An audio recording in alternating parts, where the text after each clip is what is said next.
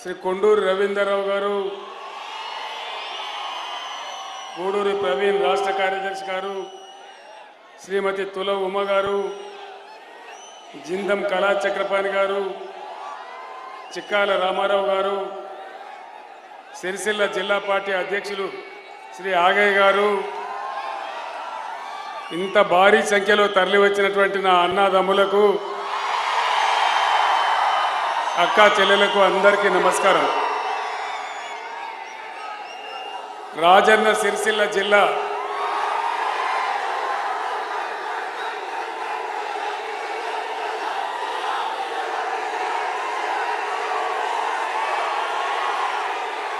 Please ఆగాలి. సిరిసిల్ల జిల్లా దేవుని పేరు కూడా ఉండాలని ఎములాడ రాజన్న పేరు కూడా నేనే పెట్టి రాజన్న సిరిసిల్ల జిల్లా అని పేరు పెట్టుకున్నాం. పార్లమెంట్ ఎలక్షన్లు జరుగుతూ ఉన్నాయి. 3 పార్టీలు రంగంలో ఉన్నాయి.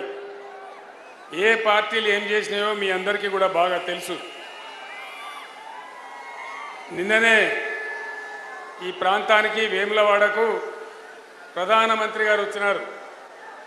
ఆయన పక్కనే బండి సంజయ్ పార్లమెంట్ సభ్యుడు కూడా ఉన్నాడు. దేశం కోసం ధర్మం కోసం అనే మాట్లాడే ప్రధానమంత్రి పొద్దున లేస్తే హిందూ హిందూ అని మాట్లాడే బండి సంజయ్ వేములవాడకి ఏమన్నా ₹1 ఇస్తామని చెప్పినరా? వేములవాడ దేవస్థానాన్ని బాగు చేస్తామని చెప్పినరా? ఆ ప్లేస్ బాగా ఇరుకుగా ఉంటే నేనే అక్కడికి వచ్చి ఒక దాదాపు 35 ఎకరాల స్థలాన్ని చెరువులో నుంచి ఇప్పించి దాన్ని డెవలప్ చేసే ప్రయత్నం చేసినామని చెప్ప ఈ దేవుని పేరు చెప్పి అడిగే వాళ్ళు ₹1 కూడా నిన్న బండి సంజయ్ అడగలేదు, నరేంద్ర మోడీ ఇయ్యలేదు. నేను ఒక్కటే మాట మీకు మనవి చేస్తా ఉన్నా. ఇది చేనేత కార్మికులు ఎక్కువగా నివసించేటువంటి పట్టణం. గతంలో ఇక్కడ చాలా ఆత్మహత్యలు జరిగినాయి. నేనే కళ్ళ నీళ్ళు పెట్టుకున్నాను. నేను చాలా బాధపడ్డాను. బీఆర్ఎస్ గవర్నమెంట్ వచ్చిన తర్వాత అనేక స్కీములు తెచ్చి అనేక రకాల స్కీములు తెచ్చి బతుకమ్మ చీరలు కావచ్చు, విద్యార్థుల డ్రెస్సులు కావచ్చు, క్రిస్మస్కు రంజాన్కి ఇచ్చేటువంటి కానుకలు కావచ్చు, ఇక్కడ కార్మికులకు ఉపాధి కల్పించినాం.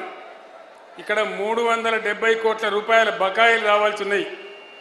దాన్ని ఈమని అడిగితే మీకెందుకు, మీరు నిరోధులు అమ్ముకోండి, పాపడాలు అమ్ముకోండి అంటే నాకు కోపం వచ్చి నేను ఒక మాట అన్నా. ఏమంత అధ్వానం కనబడుతున్నామనంటే నా మీద ఆగవా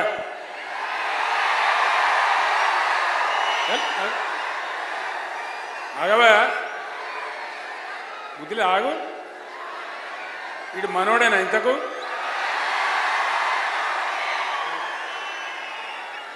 ఒక మాట నేను కోపానికి వచ్చి మాట్లాడితే నా మీద 48 గంటల నిషేధం పెట్టినారు. కేవలం పద్మశాలి కార్మికులను, చేనేత కార్మికులను అవమానించిందని నేను కోపంగా మాట్లాడితే నా మీద నిషేధం పెట్టినారు. మీరు గమనించాలి. దేశంలో మొట్టమొదటిసారి చేనేత మీద జీఎస్టీ వేసిన మొదటి ప్రధానమంత్రి నరేంద్ర మోడీ. ఏ ప్రైమ్ మినిస్టర్ కూడా వేయలే. అన్ని తీసేసినాడు. చేనేత కార్మికులకు ఉన్నటువంటి ఇన్సూరెన్స్ కానీ ఇంకా చాలా స్కీములు ఉంటే అన్నిటినీ రద్దు చేసిన మనిషి ప్రధానమంత్రి నరేంద్ర మోడీ. బాబు సౌండ్ తక్కువ చేయి. అన్నీ కూడా రద్దు చేసినాడు. ఒక్కటి కూడా లేకుండా రద్దు చేయడం జరిగింది. చేనేత కార్మికులంటే లెక్కనే లేదు. అసలు భారతీయ జనతా పార్టీకి వాళ్ళ ఎజెండా లోపల పేదలు ఉండరు, కార్మికులు ఉండరు, రైతులు ఉండరు, ఆటో రిక్షా కార్మికులు ఉండరు, ఎవ్వరు కూడా ఉండరు. పేదవాళ్ళ ఎజెండా ఉండనే ఉండదు. ఇక్కడ ఉండేదల్లా పెద్ద పెద్ద గద్దల ఎజెండా ఉంటుంది. పెద్ద పెద్ద అంబానీ, అదానీ, లక్షల కోట్ల శ్రీమంతులు వాళ్లకు కార్పొరేట్ ట్యాక్సులు రద్దు చేస్తారు తప్ప పేదవాళ్ళకు మాత్రం చేసే పద్ధతి గత 10 ఏళ్ల నుంచి మనం చూడలే. 10 ఏళ్ల కింద నరేంద్ర మోడీ చెప్పినాడు, నేను గెలిస్తే విదేశాలలో ఉన్న నల్ల డబ్బు తెచ్చి మనిషికి 15 లక్షలు ఇస్తా అని చెప్పినాడు. సిరిసిల్లలో ఎవరికైనా వచ్చినాయా? వచ్చినాయట కదా సిరిసిల్లకు. బండి సంజయ్ తెచ్చిచ్చినట కదా, రాలేదా? 15 లక్షలు రాలే, 15 రూపాయలు రాలే. సబ్కా సాత్ సబ్కా వికాస్ మోడీ డైలాగ్ ఏమన్నా అయిందా? అమృత్ కాల్ వచ్చిందా? అచ్చే దిన్ వచ్చిందా? ఏమి రాలే. బేటీ పడావో బేటీ బచావో ఏమైనా వచ్చిందా? జన్ధన్ ఖాతా ఏమైనా జరిగిందా? అంటే ఏమి కాలే. అంత వట్టిదే గ్యాసు ట్రాషు డబ్బాల రాలేసినట్టు ఊపుడు తప్ప ఏ పేదలకేం జరగలే.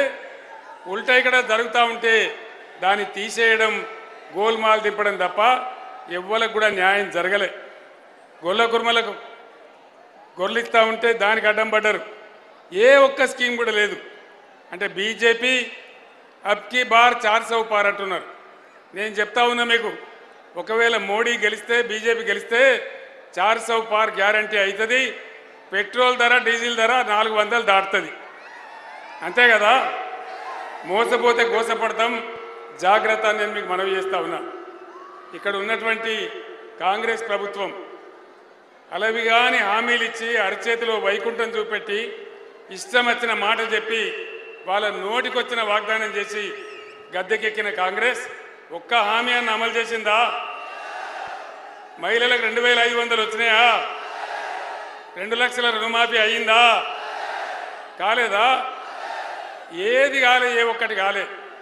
ఒకటే ఒక ఉచిత బస్సు పెట్టినారు.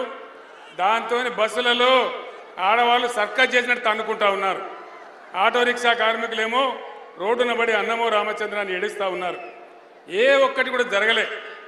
మొత్తం రైతాంగాన్ని వంచి రైతు బంధు వచ్చిందా? రాలే. పాత 10,000 కూడా రాలేదా? అంటే రాదు కూడా, అది జరగదు కూడా. ఈ విధంగా రైతు బంధు రాలే, నీళ్లు రాలే, కరెంటు రాలే, మరమగ్గాలు మూలబడే పరిస్థితి, చేనేత కార్మికులు చచ్చిపోయే పరిస్థితి, ఎవరిని కూడా ఆదుకున్న పరిస్థితి లేదు. అటు కార్మికులను కానీ వాళ్ళు ఇచ్చిన 6 గ్యారంటీలు కానీ ఏది అమలు చేయలే కాంగ్రెస్ పార్టీ. దయచేసి నేను మిమ్మల్ని అందరినీ కోరేది ఒకటే, మీ అందరు కూడా ఆలోచించి ఓటేయాలి. ఆగమాగం ఓటు వేయద్దు. ఓటు ఎప్పుడైనా సరే ఆలోచన చేసి వేయాలి. ముఖ్యంగా యువకులు, విద్యార్థులు, చదువుకున్న వాళ్ళు. ఇక్కడ మంచి రచయితలు ఉన్నారు. సిరిసిల్లలో పెద్దేంటి అశోక్ కుమార్ లాంటి రచయిత ఉన్నాడు. ఇక్కడ మేధావులు ఉన్నారు, తెలివి గల వాళ్ళు ఉన్నారు. మీ అందరినీ కూడా నేను కోరేది, నేను ఇక్కడ మొత్తుకోబడితే నువ్వు అక్కడ మొత్తుకోబడితే ఏది మంచిగా పట్టాలి? ఆగాలి కదా. ఈ విధంగా కాంగ్రెస్ పార్టీ అందరినీ మోసగించి అన్ని వర్గాల ప్రజలను, మహిళలను, రైతులను, పేదలను ఏ ఒక్క వాగ్దానం చేయలే. ఆటో వాళ్ళకి ఇస్తామన్నారు. ఆగానే బాబు, ఆగు కదా. ఏ కార్యక్రమాన్ని కూడా చేయకుండా మళ్ళీ ఇప్పుడు వాళ్ళే మళ్ళీ ఓట్లు అడుగుతూ ఉన్నారు. ఇక్కడ ఏం ఆలోచించాలా? మేము ఏం చేయకున్నా ఇష్టం వచ్చిన మాటలు చెప్పి ఏం చేయకపోయినా సరే మళ్ళీ మాకే గుద్దిండ్రు, మాకే ఓటేసిందని మొత్తం బంధు పెడతారు. మరి ఇవాళ బీఆర్ఎస్ నరేంద్ర మోడీ వచ్చి గోదావరిని ఎత్తుకొని పోతా అంటున్నాడు.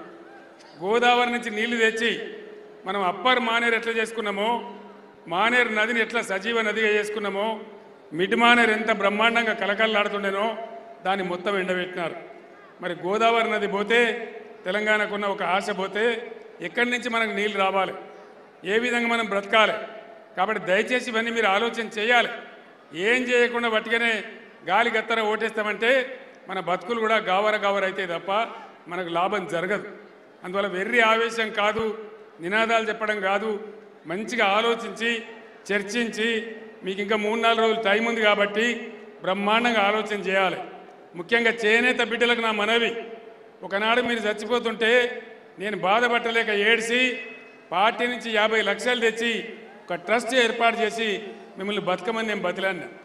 రాష్ట్రం వచ్చిన తర్వాత ఇదే కేటీ రామారావు ఆధ్వర్యంలో బ్రహ్మాండంగా అనేక స్కీములు పెట్టుకున్నాం. థ్రిఫ్ట్ కావచ్చు, చాలా స్కీములు పెట్టుకున్నాం. రంగులు రసాయనాలు గిట్ట తెచ్చుకున్నాం. సిరిసిల్లకు ఒక టెక్స్టైల్ పార్క్ కావాలంటే నరేంద్ర మోడీ ఇయ్యలే, ఏ మోడీ కూడా ఇయ్యలే. అయినా కూడా ఉన్నంతలో, రాష్ట్రం చేతిలో ఉన్నంతలో బతుకమ్మ చీరలో, రంజాన్ గిఫ్ట్లో, స్కూల్ యూనిఫామ్స్, ఏదో ఒకటి ఇచ్చి మిమ్మల్ని కాపాడుకున్నాం. మరమగ్గాల కార్మికులను కూడా కాపాడుకున్నాం. కనీసం నెలకు 15,000 20,000 జీతం వచ్చే పరిస్థితి తెచ్చుకున్నాం. ఈనాడు వచ్చిన ఈ సర్కార్ అన్ని బంద్ పెడతా ఉన్నది. పాత బకాయిలు ఇవ్వడం లేదు, కొత్త ఆర్డర్లు ఇవ్వడం లేదు. నేను ఎక్కడ అడిగినా మన రాష్ట్రం అంతా అడుగుతా ఉన్నా, రంజాన్ అయిపోయింది, మీకు రంజాన్ తోఫా వచ్చిందా అంటే ఎక్కడ కూడా రాలేదని చెప్తా ఉన్నారు. పేదలకు బట్టలు దొరుకుతాయని, చేనేత కార్మికులకు ఇంత పని దొరుకుతుందని మేము ఆ కార్యక్రమాన్ని పెట్టినాం. దాన్ని ఎందుకు బంద్ పెట్టింది ఈ సర్కార్? దయచేసి ఆలోచన చేయాలి. ఒట్టిగా గుడ్డిగా ఓట్లేయడం కాదు, ఎవడో చెప్తే ఓట్లేయడం కాదు. మన బతికేంది, మన ఆగమేంది అని ఆలోచన చేయాలి. రైతు సోదరులకు కూడా నా మనవి, రైతు బంధు ఇవ్వడానికే వెనకాడిన ఈ ప్రభుత్వం ఇలా ధాన్యం కూడా కొంటలేదు. కల్లాలలో తడిసిపోతూ ఉన్నాయి. ఎక్కడికక్కడ వడ్లు తడిసిపోతే కూడా అడిగే దిక్కులేదు, కొనే దిక్కులేదు. కాబట్టి మీరందరూ ఆలోచన చేసి ఆవేశం కాకుండా, వినోద్ కుమార్ గారు చదువుకున్న వ్యక్తి, బ్రహ్మాండంగా పనిచేసిన వ్యక్తి, పార్లమెంట్లో మన కోసం కొట్లాడే వ్యక్తి. ఆయనతో పాటు చాలామంది మన ఎమ్మెల్యేలు గెలవబోతా ఉన్నాం. ఎంపీ సీట్లలో మనదే మెజారిటీ. కరీంనగర్ నంబర్ 1 మెజారిటీ ఇచ్చి వినోద్ని గెలిపించాలని నేను కోరుతా ఉన్నా. బండి సంజయ్కు వినోద్కి ఏమైనా పోలికున్నదా? బండి సంజయ్ మాట్లాడితే మనకు అర్థమవుతుందా? ఆయన మాట్లాడేది ఏం భాష? హిందీయా, ఇంగ్లీషా, తెలుగా?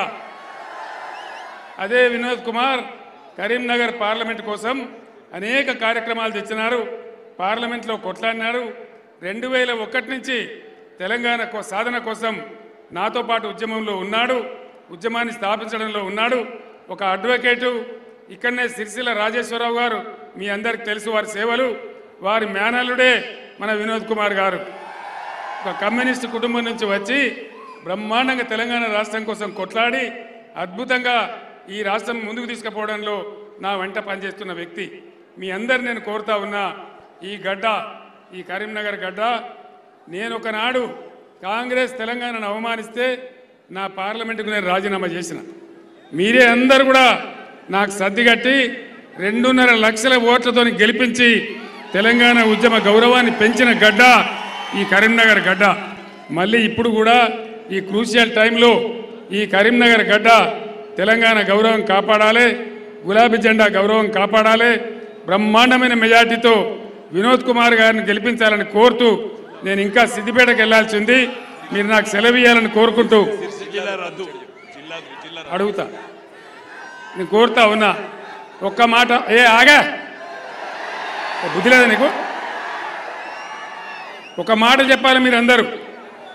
ఈ గవర్నమెంటు, ముఖ్యమంత్రి రేవంత్ రెడ్డి సిరిసిల్ల జిల్లా రద్దు చేస్తా అంటున్నాడు.